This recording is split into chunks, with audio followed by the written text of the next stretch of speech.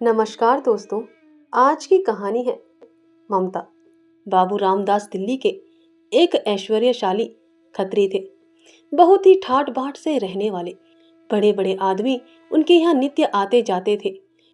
वे आए हुओं का आदर सत्कार ऐसे अच्छे ढंग से करते थे कि इस बात की धूम सारे मोहल्ले में थी। नित्य उनके दरवाजे पर किसी न किसी बहाने से इष्ट मित्र एकत्र हो जाते, टेनिस खेलते, ताश उड़ता, हारमोनियम के मधुर स्वरों से जी बहलाते, चाय पानी से हृदय प्रफुल्लित करते। अधिक और क्या चाहिए। जाति की ऐसी अमूल्य सेवा कोई छोटी बात नहीं है। नीची जातियों के सुधार के लिए दिल्ली में एक सोसाइटी थी। बाबू साहब उसके सेक्रेटरी थे और इस कार्य को असाधारण उत्साह से पूर्ण करते थे। जब उनका बूढ़ा काहर बीमार हुआ और क्रिश्चियन मिशन के डॉक्टरों ने उसकी शुश्रूषा की, जब उसकी विधवा स्त्री ने निर्वाह की कोई आशा न देखकर क्रिश्चियन समाज का आश्रय लिया, तब इन अवसरों पर बाबू साहब ने शौक के रेजोल्यूशंस पास किए। संसार जानता है कि सेक्रेटरी का काम सभाएं करना, रेजोल्यूशंस बनाना है। इससे अधिक वह कुछ नहीं कर सकता। मिस्टर राम रक्षा का जातीय उत्साह यहीं तक सीमाबद्ध न था। वे सामाजिक कुप्रथाओं तथा अंधविश्वास के प्रबल शत्रु थे। होली के दिनों में जबकि मोहल्ले में चमार और काहर शराब के मतवाले होकर फाग गाते और डफ बजाते हुए निकलते तो उन्हें बड़ा शौक होता। जाति की इस मूर्खता पर उनकी आंखों में आंसू भर आते और वे प्रातः इस कुरीति का निवारण अपने हंटर से किया करते।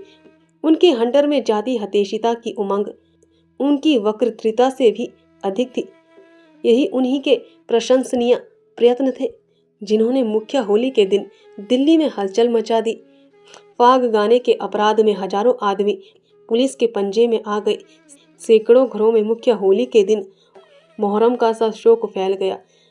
इधर उनके दरवाजे पर हजारों पुरुष स्त्रियां अपना दुखड़ा रो रही थी। उधर बाबू साहब के हितैषी मित्रगण अपने उदारशील मित्र के सद्व्यवहार की प्रशंसा करते।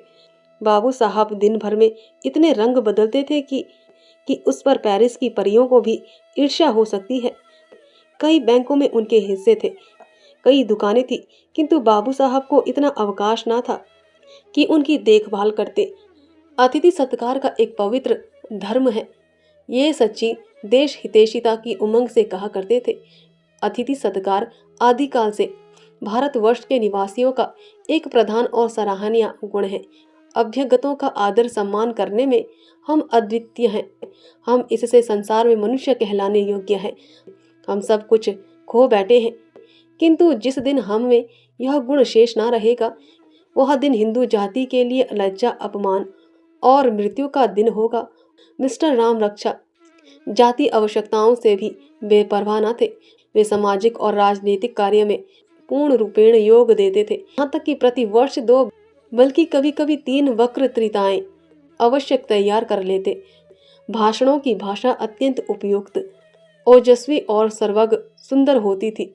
उपस्थित जन और इष्ट मित्र उनके एक एक शब्द पर प्रशंसा सूचक शब्दों की ध्वनि प्रकट करते, तालियां बजाते। यहाँ तक कि बाबू साहब को व्याख्यान का क्रम स्थिर रखना कठिन हो जाता।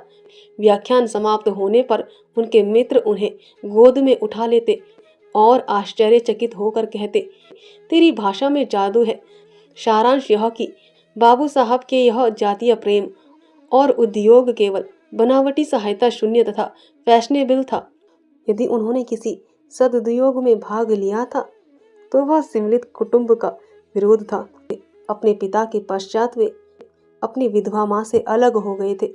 इस जातीय सेवा में उनकी स्त्री विशेष सहायक थी। विधवा माँ अपने बेटे और बहू के साथ नहीं रह सकती थी। इससे बहू की स्वाधीनता में विघ्न पड़ने से मन दुर्बल और मस्तिष्क शक्तिहीन हो जाता है। बहू को जलाना और कुड़ाना सास की आदत है। इसलिए बाबू राम रक्षा अपनी माँ से अलग हो गए थे। इसमें संदेह नहीं कि उन्होंने मात्र ऋण का विचार करके 10,000 रुपये अपनी माँ के नाम जमा कर दिए थे कि उसके ब्याज से उनका निर्वाह होता रहे। किंतु बेटे के इस उत्तम आचरण पर माँ का दिल ऐसा टूटा कि वह दिल्ली छोड़कर अयोध्या जा रही। वहीं पर तब से वहीं रहती है। बाबू साहब कभी कभी मिसेज राम रक्षा से चिपकर उनसे मिलने अयोध्या जाया करते थे, किंतु वह दिल्ली आने का कभी नाम न लेती। हाँ, यदि कुशल क्षेम की चिट्ठी पहुंचने में कुछ देर हो जाती तो विवश होकर समाचार पूछ देती थी। उसी मोहल्ले में एक सेठ गिरधारी लाल रहते थे। उनका लाखों का लेन देन था। वे हीरे और रत्नों का व्यापार करते थे। बाबू राम रक्षा के दूर के नाते से साधु होते थे। पुराने ढंग के आदमी थे। प्रातःकाल यमुना स्नान करने वाले तथा गाय को अपने हाथों से झाड़ने पोंछने वाले। उनसे मिस्टर राम रक्षा का स्वभाव न मिलता था, परंतु जब कभी रुपयों की आवश्यकता होती तो वे सेठ गिरधारी लाल के यहाँ से बेखटके मांग लिया करते थे। आपस का मामला था। केवल 4 उंगुल के पत्र पर रुपया मिल जाता था। न कोई दस्तावेज, न स्टाम्प, न साक्षियों की आवश्यकता। मोटर कार के लिए 10,000 की आवश्यकता हुई, वहां से आया। घुड़दौड़ के लिए एक ऑस्ट्रेलियन घोड़ा 1,500 में ले लिया गया, उसके लिए भी रुपया सेठ जी के यहाँ से आया। धीरे धीरे कोई 20,000 का मामला हो गया। सेठ जी सरल हृदय के आदमी थे। समझते थे कि उनके पास दुकानें हैं, बैंकों में रुपया है, जब जी चाहेगा रुपया वसूल कर लेंगे। किंतु जब 2-3 वर्ष व्यतीत हो गए और सेठ जी तकाजों की अपेक्षा मिस्टर राम रक्षा की मांग ही का आधिक्य रहा तो गिरधारी लाल को संदेह हुआ। वह एक दिन राम रक्षा के मकान पर आए और सभ्य भाव से बोले, भाई साहब, मुझे एक हुंडी का रुपया देना है। यदि आप मेरा हिसाब कर दें तो बहुत अच्छा हो। यह कहकर हिसाब के कागजात और उनके पत्र दिखलाए। मिस्टर राम रक्षा किसी गार्डन पार्टी में सम्मिलित होने के लिए तैयार थे। बोले, इस समय क्षमा कीजिए, फिर देख लूंगा, जल्दी क्या है। गिरधारी लाल को बाबू साहब की रुखाई पर क्रोध आ गया। वे रुष्ट होकर बोले, आपको जल्दी नहीं है, मुझे तो है। 200 रुपये मासिक की मेरी हानि हो रही है। मिस्टर के असंतोष प्रकट करते हुए घड़ी देखी। पार्टी का समय बहुत करीब था। वे बहुत विनती भाव से बोले, भाई साहब, मैं बड़ी जल्दी में हूँ, इस समय मेरे ऊपर कृपा कीजिए, मैं कल स्वयं उपस्थित हूँगा। सेठ जी एक माननीय और धन संपन्न आदमी थे। वे राम रक्षा के कुरुचिपूर्ण व्यवहार पर जल गए। मैं इनका महाजन हूँ। इनसे धन में, मान में, ऐश्वर्य में बड़ा हुआ, चाहूँ तो ऐसों को नौकर रख लूँ। इनके दरवाजे पर जाऊं और आदर सत्कार की जगह उल्टा ऐसा रुख बर्ताव, वह हाथ बांधे मेरे सामने ना खड़ा रहे। किंतु क्या मैं पान, इलायची, इत्र आदि से भी सम्मान करने के योग्य नहीं? वे तिनक कर बोले, अच्छा तो कल हिसाब साफ हो जाए। राम रक्षा ने अकड़कर उत्तर दिया, हो जाएगा। राम रक्षा के गौरवशाल हृदय पर सेठ जी के इस बर्ताव के प्रभाव का कुछ खेदजनक असर ना हुआ। इस काठ के कुंदे ने आज मेरी प्रतिष्ठा धूल में मिला दी। वह मेरा अपमान कर गया। अच्छा, तुम भी इसी दिल्ली में रहते हो और हम भी यही हैं। निदान दोनों में गांठ पड़ गई। बाबू साहब की तबीयत ऐसी गिरी और हृदय में ऐसी चिंता उत्पन्न हुई कि पार्टी में आने का ध्यान जाता रहा। वे देर तक इसी उलझन में पड़े रहे। फिर सूट उतार दिया और सेवक से बोले, जा मुनीम जी को बुला ला। मुनीम जी आए, उनका हिसाब देखा गया, फिर बैंकों का अकाउंट देखा। किंतु ज्यों ज्यों इस घाटी में उतरते गए त्यों त्यों अंधेरा बढ़ता गया। बहुत कुछ टटोला, कुछ हाथ न आया। अंत में वे निराश होकर वे आराम कुर्सी पर पड़ गए और उन्होंने एक ठंडी सांस ली। दुकानों का माल बिक गया, किंतु रुपया बकाया में पड़ा हुआ था। कई ग्राहकों की दुकानें टूट गई और उन पर जो नकद रुपया बकाया था वह डूब गया। कलकत्ते की अड़तियों से जो माल मंगाया था, रुपए चुकाने की तिथि सिर पर आ पहुंची और यहाँ रुपया वसूल ना हुआ। दुकानदारों का यह हाल, बैंकों का इससे भी बुरा। रात भर वे इन्हीं चिंताओं में करवटें बदलते रहे। अब क्या करना चाहिए? गिरधारी लाल सज्जन पुरुष है, यदि सारा हाल उसे सुना दूं तो अवश्य मान जाएगा। किंतु यह कष्टप्रद कार्य होगा कैसे? ज्यों ज्यों प्रातःकाल समीप आता था त्यों त्यों उनका दिल बैठा जाता था। कच्चे विद्यार्थी की जो दशा परीक्षा के सन्निकट आने पर होती है, यही हाल इस समय राम रक्षा का था। वे पलंग से ना उठे, मुंह हाथ भी ना धोया, खाने को कौन कहे। इतना जानते थे कि दुख पड़ने पर कोई किसी का साथी नहीं होता, इसलिए एक आपत्ति से बचने के लिए कई आपत्तियों का बोझा न उठाना पड़े, इस ख्याल से मित्रों को इन मामलों की खबर ना दी। जब दोपहर हो गया और उनकी दशा ज्यों की त्यों रही तो उनका छोटा लड़का बुलाने आया। उसने बाप का हाथ पकड़कर कहा, लाला जी, आज दाने क्यों नहीं तलते? राम रक्षा, भूख नहीं है। और क्या खाया है? मन की मिठाई। और क्या खाया है? मार। किसने मारा है? गिरधारी लाल ने। लड़का रोता हुआ घर में गया और इस मार की चोट से देर तक रोता रहा। अंत में तश्तरी में रखी हुई दूध की मलाई ने उसकी चोट पर मरहम का काम किया।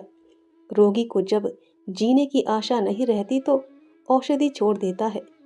मिस्टर राम रक्षा जब इस गुत्थी को ना सुलझा सके तो चादर तान ली और मुंह लपेटकर सो रहे। शाम को एकाएक उठकर सेठ जी के यहाँ पहुंचे और कुछ असावधानी से बोले, महाशय, मैं आपका हिसाब नहीं कर सकता। सेठ जी घबरा कर बोले, क्यों? इसलिए कि मैं इस समय दरिद्र निहंग हूँ, मेरे पास एक कौड़ी भी नहीं है। आपका रुपया जैसे चाहे वसूल कर ले। सेठ जी, यह आप कैसी बातें करते हैं? राम रक्षा, बहुत सच्ची। सेठ जी, दुकानें नहीं है। राम रक्षा, दुकानें आप मुफ्त ले जाइए। सेठ जी, बैंक के हिस्से। राम रक्षा, वह कब के उड़ गए। सेठ जी, जब यह हाल था तो आपको उचित नहीं था कि मेरे गले पर छुरी फेरते। राम रक्षा अभिमान में, मैं आपके यहाँ उपदेश सुनने के लिए नहीं आया हूँ। यह कहकर मिस्टर राम रक्षा वहां से चल दिए। सेठ जी ने तुरंत नालिश कर दी। 20,000 मूल, 5,000 ब्याज, डिग्री हो गई। मकान नीलाम पर चढ़ा। 15,000 की जायदाद 5,000 में निकल गई। 10,000 की मोटर 4,000 में बिकी। सारी संपत्ति उड़ जाने पर कुल मिलाकर 16,000 से अधिक रकम ना खड़ी हो सकी। सारी गृहस्थी नष्ट हो गई। तब भी 10,000 के ऋणी रह गए। मान बढ़ाई, धन दौलत सभी मिट्टी में मिल गए। बहुत तेज दौड़ने वाला मनुष्य प्रायः मुंह के बल गिर पड़ता है। इस घटना के कुछ दिनों पश्चात दिल्ली म्यूनिसिपैलिटी के मेंबरों का चुनाव आरंभ हुआ।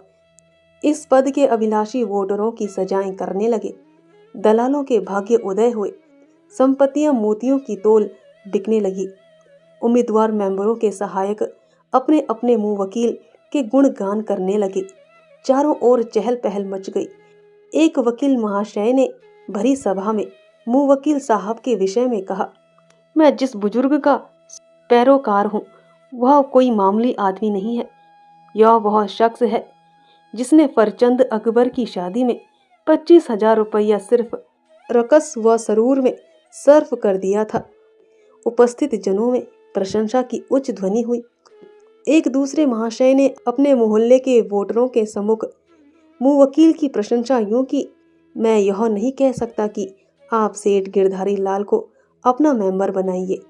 आप अपना भला बुरा स्वयं समझते हैं। और यह भी नहीं कि सेठ जी मेरे द्वारा अपनी प्रशंसा के भूखे हों। मेरा निवेदन केवल यह है कि आप जिसे मेंबर बनाएं, पहले उसके गुण दोषों का भली भांति परिचय ले लें। दिल्ली में केवल एक मनुष्य है जो गत वर्षों से आपकी सेवा कर रहा है। केवल एक आदमी है जिसने पानी पहुंचाने और स्वच्छता प्रबंधों में हार्दिक धर्म भाव से सहायता दी है। केवल एक पुरुष है जिसको श्रीमान वायसराय के दरबार में कुर्सी पर बैठने का अधिकार प्राप्त है और आप सब महाशय उसे जानते भी हैं। उपस्थित जनों ने तालियां बजाई। सेठ गिरधारी लाल के मोहल्ले में उनके एक प्रतिवादी थे। नाम था मुंशी फैजुल रहमान खां। बड़े जमींदार और प्रसिद्ध वकील थे। बाबू राम रक्षा ने अपनी दृढ़ता, साहस, बुद्धिमत्ता और मृदु भाषण से मुंशी जी साहब की सेवा करनी आरंभ की। सेठ जी को परास्त करने का यह अपूर्व अवसर हाथ आया। वे रात और दिन इसी धुन में लगे रहते। उनकी मीठी और रोचक बातों का प्रभाव उपस्थित जनों पर बहुत अच्छा पड़ता।